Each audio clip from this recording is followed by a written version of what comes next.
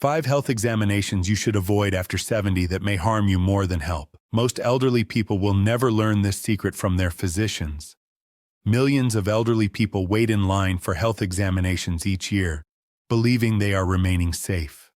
However, what if I told you that some of those tests, the standard ones your doctor prescribes, may actually increase your risk of cancer, stroke, or even surgery? New. According to studies, up to 37% of medical tests performed on elderly patients result in needless treatments, problems, or long-term side effects. And strangely, 99% of persons over 70 have no idea they're being overrested. One of these checkups, the number one on our list, really causes 5% of all cancer cases in the U.S., which is comparable to the number cases causes by drinking alcohol every day. You won't hear this from your clinic. The truth is hidden in the science, but you won't see it on a billboard. And today, we're discovering it all. In this video, the 5 health examinations you should avoid after 70 and the terrible reality about what they can do to your body. All backed by solid science, and you won't believe what made it to number 2. Before we begin, let us know in the comments below where you're viewing from, your age, and have you ever regretted a test or procedure? Do you believe elderly are tested too much? We're reading and answering to every single remark with individualized ideas and assistance. And don't forget to like this video and subscribe to our channel for more videos like this. Now, without any further ado, let's talk about the first test. Why it seems innocent, but could quietly undermine your quality of life. Checkup number 5. Number 5, bone density scan. It sounds innocuous. A short scan, no pain, no needles, and you walk away knowing whether your bones are at danger for fractures. But here's what no one tells you. Past the age of 70, a bone density scan can generally produce more worry than benefit. This test, technically known as a DEXA scan, gauges the strength of your bones. The main purpose of it is to identify osteoporosis. But in older folks, especially women, the findings almost invariably come back showing reduced density, even when there's no apparent threat. This is due to the fact that bone loss is a normal aspect of aging. Just like wrinkles or gray hair, it happens to everyone.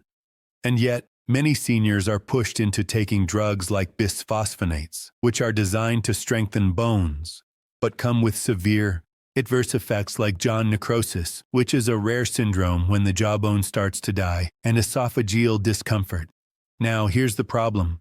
Studies have revealed that treating minor bone loss in adults over 70 with medication had little to no impact on actual fracture rates. A research published in the Journal of the American Geriatric Society followed over 1,200 women over 70 and concluded that bisphosphonates reduced fracture risk by only 0.3% after 5 years. That's hardly nothing, but it's far from life-saving.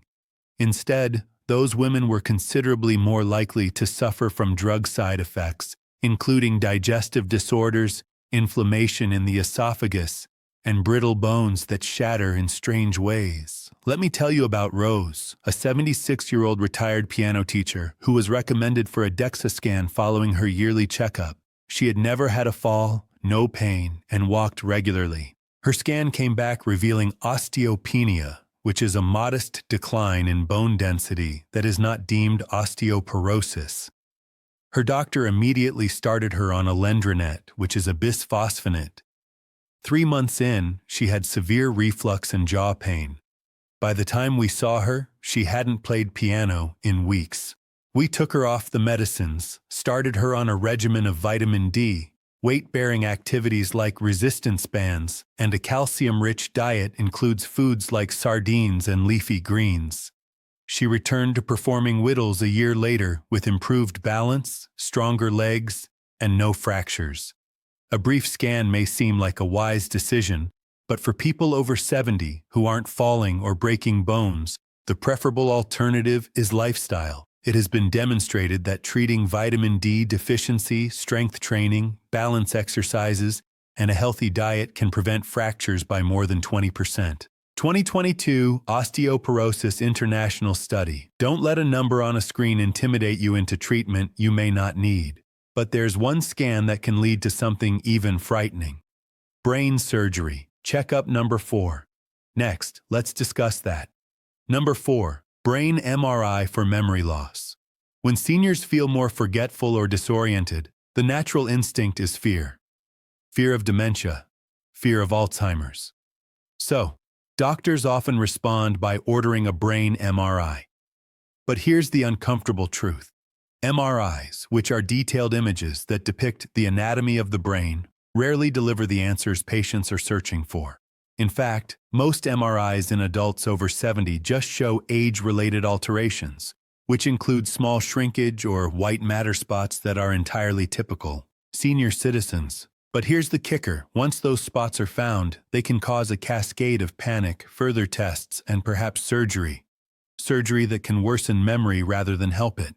A 2021 study that was published in Neurology Today examined more than 3,000 MRI images of patients with minor cognitive symptoms who were between the ages of 70 and 85. 86% exhibited some sort of brain abnormality. However, just 3% of those findings were connected to an actual curable condition. That means 97% of people went through the emotional toll of hearing there's something wrong when honestly there wasn't. Worse, over 12% were referred for invasive treatments like spinal taps or even exploratory biopsies, all based on unclear scan results. Take George, a 74-year-old retired engineer who came in worried about forgetfulness. He was astute, yet misplaced his keys more often and forgot names sometimes. His doctor ordered an MRI, which revealed white matter abnormalities. He panicked, convinced he had dementia. He stopped driving, stopped attending to church. Over the next few months, his anxiousness intensified. However, he scored well inside the normal range when we re-evaluated him using a conventional cognitive exam. We indicated that the MRI findings were age-appropriate. We helped him focus on lifestyle interventions like sleep, water, and cognitive games. Within 3 months, his memory had stabilized and he felt like himself again. The truth is, unless there are serious neurological signs like seizures, dramatic personality change, or rapid functional deterioration, an MRI is rarely beneficial with mild memory loss. A better initial step is a cognitive screening test, which is a short paper-based exam that tests memory, attention, and problem-solving. It's cheap, effective, and reduces the possibility of undue fear. The next test on this list is probably one you've taken more than once, so get ready. Checkup number 3. There's a reason it's number 3. Number 3, heart stress test. It's one of the most popular tests administered to seniors complaining of minor weariness, chest tightness, or just not feeling like they used to. The purpose of the cardiac stress test is to identify clogged arteries by monitoring your heart while you walk on a treadmill or take medication that mimics activity. However, after the age of 70, this test frequently causes more harm than good, particularly when it is administered to those without obvious heart disease symptoms. That's because it can lead to false alarms and unneeded heart treatments that entail substantial dangers. The problem is in the precision. Studies reveal that in persons over 70, the false positive rate for stress tests, meaning the test claims there's an issue when there isn't, can be as high as 40%. This results in unneeded stent implantation or bypass surgery, as well as follow-up testing like angiograms. In 2017, a significant investigation in JAMA Cardiology reported that more than half of the stances placed after stress test referrals were done in individuals who had no genuine symptoms or benefit. And those patients experienced no improvement in survival or quality of life after the operation. What they did have, however, were greater rates of bleeding, kidney harm from contrast dyes, and lengthier hospital admissions. Raymond, a 75-year-old retired postman who walked every day to be active, experienced this. He remarked that he occasionally felt exhausted on hills during a checkup. To be sure, his doctor ordered a stress test. The results were ambiguous, so he was sent for a catheterization, which is a test that inserts a tube into the arteries to examine for blockages. A minor constriction was observed, and a stent was implanted. But that night, Raymond had a response to the contrast dye and suffered kidney difficulties. He spent 6 days in the hospital and needed follow-up care for weeks. The weariness remained constant because it wasn't initially a cardiac issue. He was basically an elderly man who needs greater water and more rest between meals. A stress test could be more detrimental than beneficial if you are over 70 and do not exhibit conventional cardiac symptoms, such as chest pain during activity, shortness of breath upon exertion, or a noticeable decrease in energy after mild exercise. A better alternative is frequently a resting EKG, which is a test that looks at the heart's rhythm while you're still, or even a coronary calcium scan. This is a low-radiation imaging test that shows whether hazardous plaque is developing up. These are safer, easier, and considerably less likely to drive you into a checkup number 2 operation you didn't need. Colonoscopy is number 2. You probably didn't anticipate this, but colonoscopy, a surgery that examines your colon with a long camera, is rarely a good option after the age of 70. Recommended after 75, unless there are particular problems. The hazards go up with age. The preparation is rigorous, comprising strong laxatives that might cause dehydration, disorientation, or kidney difficulties. The anesthesia used during the treatment offers extra dangers to brain function in older persons. And probably most strangely, the test itself can induce issues including bleeding, tearing, or even heart rhythm. Disruptions during sedation. Internal medicine was the focus of a 2019 study published in JAMA. 3 million Medicare patients aged 70 and older. Only 2 lives were saved for every 1,000 colonoscopies performed on patients over 75, but more than 20 suffered major problems. The risk-to-benefit ratio is 10.1, and even when polyps are identified, many are little and sluggish growth. Removing them in an older adult can sometimes do more harm than leaving them alone. Dana was a 73-year-old grandma who managed a small bakery with her daughter. She didn't have any symptoms, bleeding, altered stool, or a family history of colon cancer. But her new primary doctor, fresh out of residency, pushed her to obtain a screening colonoscopy. She concurred. During the process, a little polyp was removed and she was sent home. She fainted that night due to severe stomachache. At the hospital, doctors noticed a bowel perforation. She spent 9 days in rehabilitation, dropped 10 lbs, and hasn't been the same since. Upon reviewing her case, we discovered that she had previously undergone 2 successful colonoscopies. There was no reason to reiterate it. The U.S. Preventive Services Task Force presently recommends ceasing routine colon cancer screening at 75 for most people. For people in excellent health, a stool-based test like the FIT test, which is a non-invasive fecal test done at home, is frequently a safer option. It detects the majority of alarming instances without any preparation or anesthesia. Once you're in the colonoscopy pipeline, it's difficult to get out, so ask your doctor about other options. And now we've reached the most overused, most risky, and most detrimental checkup for seniors, and you've almost likely had it done. Checkup number 1. Annual full-body CT scans. Full-body CT scans, which are sometimes offered as part of executive health packages or as preventive services in private clinics, are touted as a way to catch cancer early. But here's the terrible truth. These scans reveal your body to a high amount of ionizing radiation.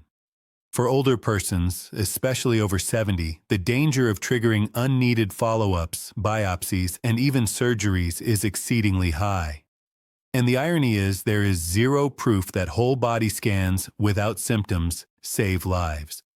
10 to 20 millisieverts of radiation, or around 500 chest X-rays, are delivered with each scan. According to a 2023 modeling study published in JAMA Internal Medicine, the surge in CT scans across the United States may now be responsible for up to 5% of all cancers, putting them on par with alcohol as a cancer-causing factor. That implies 1 out of every 20 malignancies could be triggered by a scan that was designed to prevent disease. Not only is that ineffective, but it's also frightening. The scan can identify benign calcifications, cysts, or nodules that are just a natural part of aging. But the moment they are noticed, a red flag goes up. Additional scans, biopsies come next, followed by terror. Let me tell you about Marcus, an active 80-year-old who used to teach martial arts to younger elders. He felt wonderful and took part in a senior elite checkup at a private facility. A microscopic lump of 3 mm in length was discovered on his whole body scan, which caused a series of events. He was referred to oncology, sent for a PET scan, and eventually underwent a needle biopsy. The result? Benign, but the biopsy collapsed a portion of his lung, necessitating hospitalization and a 2-month recuperation period. All for something that may have been left alone. Experts now advise that complete body CT scans should never be utilized for general screening in asymptomatic persons. The American College of Radiology is clear. There's no demonstrated benefit and high potential for damage. If you have signs like apparent swelling, coughing up blood, or unexplained weight loss, targeted imaging makes sense. But scanning the full body with no concentration is like seeking for riches with a landmine detector. You may uncover something, but the damage could be worse than what you were trying to prevent.